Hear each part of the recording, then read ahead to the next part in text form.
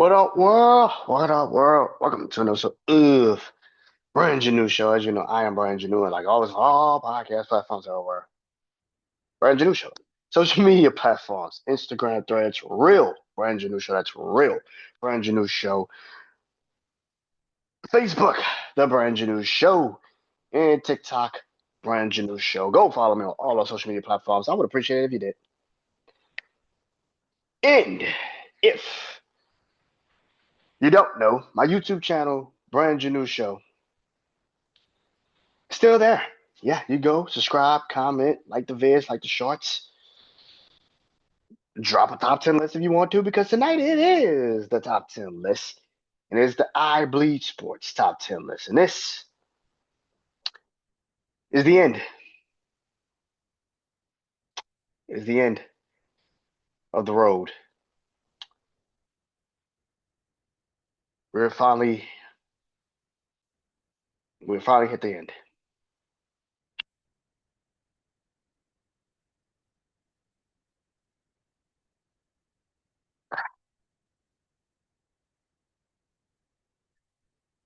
of my top 10 players of decades. You know,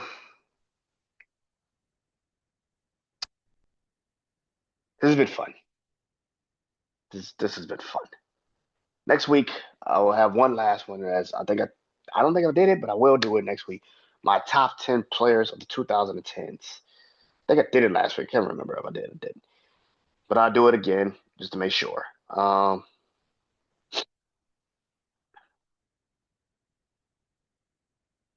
that's next week. But tonight, I single-handedly end my top 10 list for the 2010s, in a sense, when it comes to sports. And tonight, we take a trip to baseball. Yes, ladies and gentlemen, this is my top 10 list of my top 10 MLB players of the 2010s. If you don't know, I do my list. I go from 10 to 1. I explain what each player is on the list, why I have them positioned, where I have them positioned. If you do not like this list, you can make your own fucking list. Make your own fucking list. It's not that hard. It's not that hard. Get a piece of paper, get a pen, write it down, post it on social media. Do your thing. Let's get into it. So that list at number 10. It is Freddie Freeman. Oh yeah. First baseman of the Atlanta Braves for a good stretch of his 2010s. Freddie Freeman kind of got hot and became the face of the Braves right after Chipper Jones and Andrew Jones kind of just faded away. I was faded away. That's kind of disrespectful because they're really great players. It's very disrespectful. But Freddie Freeman, for a good stretch of time, was the Atlanta Braves. I mean, the man was the Braves. I mean, he was the franchise. He was one of the greatest Braves. Still is. I mean, I grew up on Atlanta Braves baseball, TBS, of course, in New Orleans, WGN, Cubs and White Sox, Braves in Atlanta, of course, TBS in Atlanta. So I grew up on the Braves, man. And Freddie Freeman being the first baseman of the Braves was at some points the only good thing about the Braves. I got the only good thing about the Braves. I mean, the Braves in the 2010 struggled a lot. They struggled a lot. They weren't a really great franchise, but man, oh man, Freddie Freeman, for some apparent reason, just broke through and always had really great seasons. He always had a really great season. I was a big fan of Freddie Freeman. And of course, it all finally came to a head in the 2020s. Actually, he finally got his ring for the Braves, and now he has become a two-time champion, I think, um, with the Dodgers. So he's a three-time champion, but that's all in the 2020s. But for right now, in the 2010s, Freddie Freeman is at number 10. And number 9. Number 9. It is Justin Verlander. Pitcher. Detroit and Astros. Yes. Yes. Justin Verlander. Don't get it twisted now. Was still that dude. Was still that dude. Justin Verlander was still that dude in the 2010s. Matter of fact, I think he actually even won an MVP in the 2010s. Definitely won some Cy Youngs. Justin Verlander was one of the best pitchers for a good stretch of time. I talk about the Detroit Tigers pitching rotation, um, particularly in the 2010s. You had Matt Scherzer, and you had Justin Verlander. Yeah, that's insane. That's fucking. They had another pitcher too. I can't fucking remember who it was. But yeah, man, Justin Verlander, and of course he got traded to the Astros and became one of the best pitchers for them for a good stretch of time. And yeah, Justin Verlander is still one of the greatest pitchers of all time. Number 8. Number 8.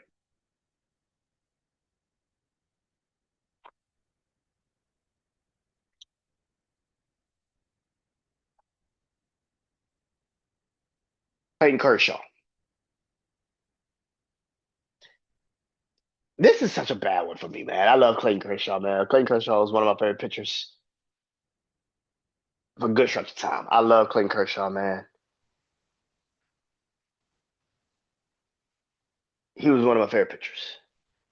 Um, I'm talking about striking motherfuckers out like it was going out of style. One of the best ERAs in baseball. One of the best ERAs in baseball. Another one that was so dominant in the NL. But when he got to the playoffs, the Dodgers could never just get over the fucking hump. For a good, the Dodgers that y'all see today was not the Dodgers of the decade that came before it. They would get in the playoffs, and then they get their ass beat by St. Louis.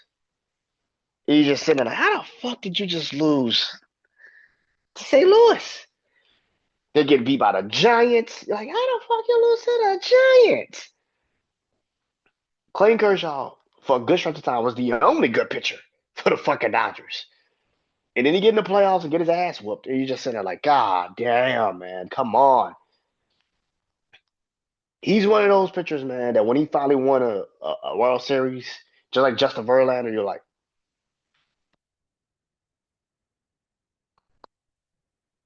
you start clapping, like, yeah, man, about time, bro. Because that was years with Clayton Kershaw by his fucking self was literally the only good pitcher that the fucking Dodgers had. And I mean, clear cut the best fucking pitcher.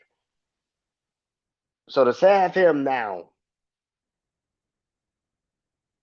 retired, that's insane to say. Lord have mercy, Jesus Christ. Clayton Kershaw is retired. That's insane. But there was a stretch in 2010s where Clayton Kershaw was flat out the best player, not fucking pitcher, player in baseball. Yeah, yeah. That's 8. Number 7.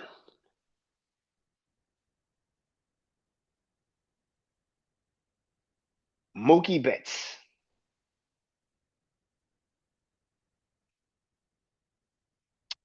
Mookie Betts, a Red Sox and a Dodger.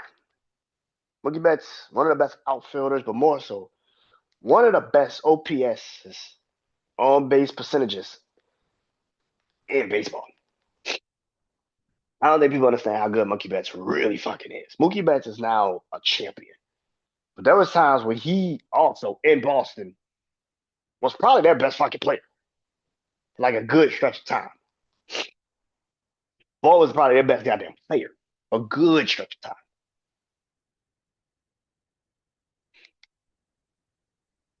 So to see his greatness, to see him perform like he has performed, do what he has done in his career is an honor. Mookie Betts is one of the best, man, in the business. You gotta give him his respect and his love, man. Got to.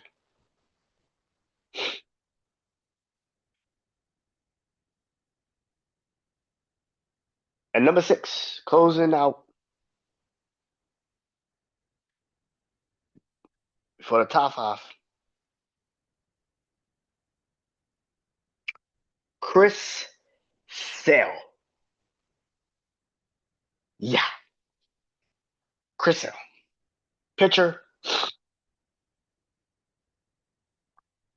Chris Sale is one of another one, a really great pitcher that for a good stretch of time, I mean, my God, there was nobody better than Chris Sale. No one.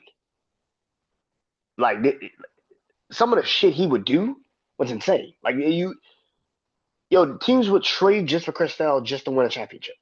That's how fucking good this guy was.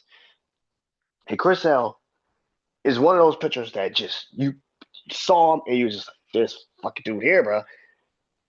What he was what part of the Red Sox? He was part of I want to say Indians.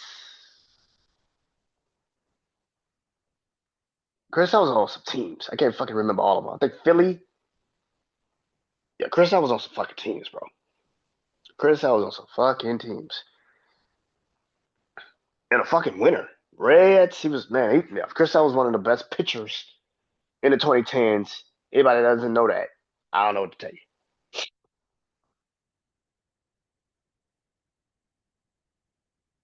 But that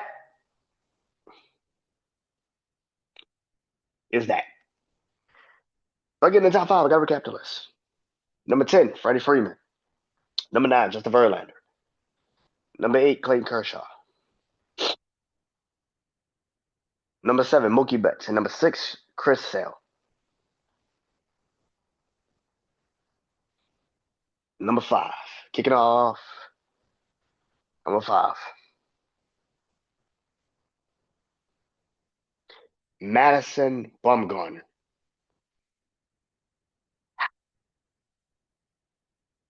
You talk about a sudden change in the air when he got on the mound, especially in the playoffs. Holy shit. When he got in the playoffs, this man single-handedly won the Giants championships. Where Clayton Kershaw, it was his undoing in the playoffs. Madison Bumgarner, 1 year against what I think the Kansas City Rays. Kansas City Rays, pardon me. Kansas City Royals.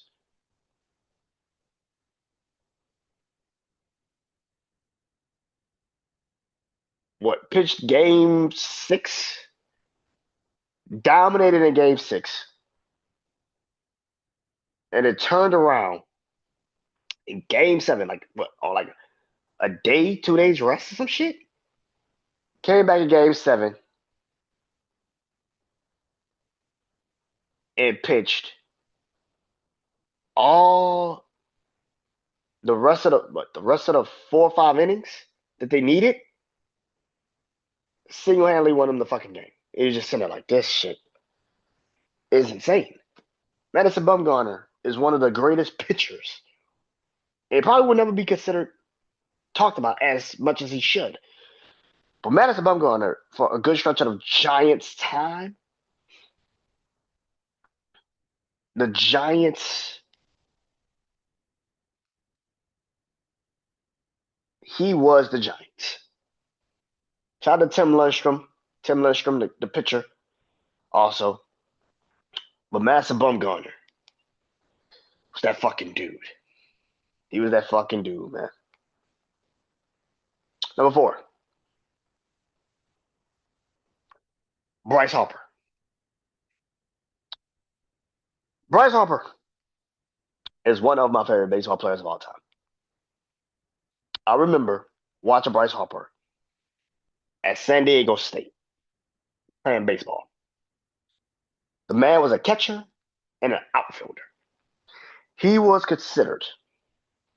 He was considered a generational talent. Be careful with that word, right? Be careful with that word. But what Bryce Harper has become in baseball is generational. I mean, man started off as an outfielder, now he's a first baseman. I mean, the man is one of the rare few. Got drafted to the Nationals first overall, which we forget. First overall, Bryce Harper was drafted to the Nationals. And he has gone on and become one of the greatest players of modern day ever.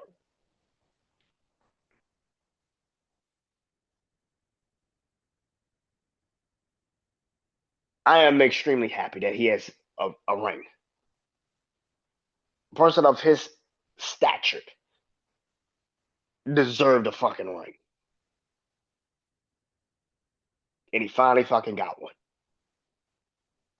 Can't be more happy for that man. Number 3, Jose Altuve.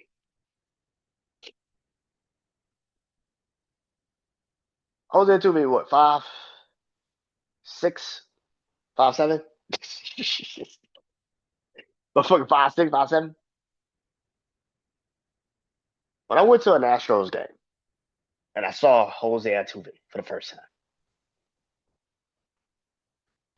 I said, "That's an ant on the fucking fucking field. What the fuck is that?" Jose Altuve is literally the piece, one of the pieces that got the Astros back to where they are today. He was one of the main pieces that made the Astros into a championship winning organization. He had to suffer through some bullshit years, but to be his height and to be that fucking dynamic in baseball is insane.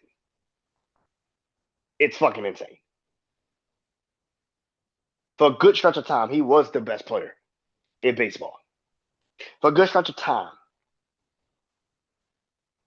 he was quintessentially the best player at his position. Astros sucked, but he didn't. Astros sucked, but he didn't. And when they finally started to win, he showed everyone that he was the main clog in the machine. And that is why he's at number 3. I have to put him high. Just ain't over this man, because at number 2, it is Max Scherzer. Max Scherzer, one of the best pitchers in baseball. I mean, Justin Verlander, Clayton Kershaw, Madison Bumgarner, Chris Sale are great. But what Max Scherzer has done as a pitcher is insane. The fact that this man has gone through so many different franchises and has been the deciding piece in certain franchises. That's insane to me. Tigers, Nationals, uh, won a championship with the Nationals, won a championship with the Tigers. He's one of the best pitchers of all time. Almost won a championship last year with the fucking Toronto Blue Jays. Max Scherzer will go down as one of the greatest pitchers of all time. His ERA, his strikeout ratio. I mean, my God. Like, come on, bro. Like, Max Scherzer is number fucking 2 with a bullet. But at number 1, Mike Trout. You know, when they talk about 2010s, players that should have won rings but just never got there, Mike Trout is going to be on that list. When they talk about players in sports history that were so great, they just never had a team around them to win a championship. You're gonna hear Mike Trout name get brought up a lot. Barry Sanders, Allen Iverson, James Harden, Barry Bonds. There's gonna be so many people names get brought up, and Mike Trout is going to be in the top 5, 10 names that get brought up because to see him not get any championships is insane. This man, for a good stretch of time, practically carried baseball. I love Bryce Harper, but Mike Trout, at a certain point, I'd just be like, this motherfucker's just good. I love Bryce Harper, but I was like, God damn, this motherfucker's good, bro. It's a shame to see Mike Trout, and I love my brother Juan. My brother Juan is an Angels fan, but man, oh man, oh man, I wished Mike Trout would have just got traded. To see what Shohei Ohtani has done with the Dodgers, I wish Mike Trout would have got that opportunity with the Phillies or the Brewers or the Yankees. I hate the Yankees, but I give them the Yankees. Cubs, someone. Tampa Bay, Toronto, Texas Rangers, something. But to see Mike Trout basically not get that is insane because he is one of the greatest baseball players of all fucking time. This man's hitting percentage is insane. It's a time where this man was clear cut the best fucking player in the world. Like it was just like clear fucking cut.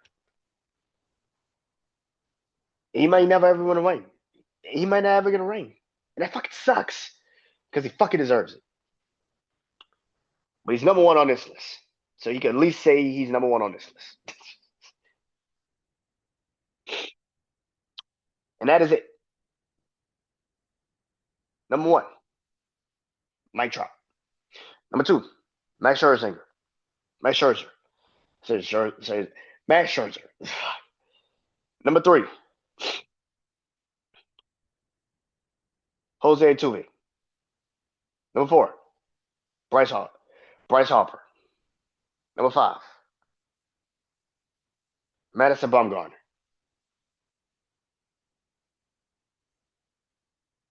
Number six, Chris Sale. Number six, Chris Sale. Number seven, Mookie Betts. Number eight, Clayton Kershaw. Number nine, Justin Verlander. And number 10, Freddie Freeman. That is it. That's the list. Like I said, next week, it'll just be my top 10 players of 2010. That's it. And then we're done with the decade when it comes to sports. Yeah.